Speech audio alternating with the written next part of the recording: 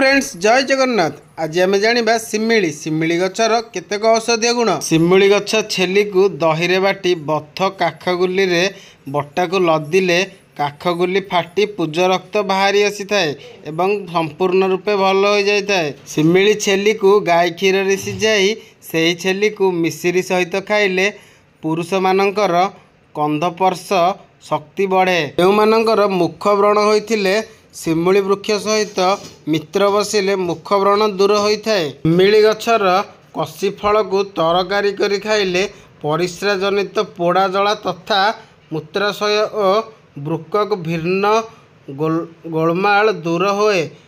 कसी फल को भेंडी रांधिला परी रोषेई करी एहाकू खाया करा जाए।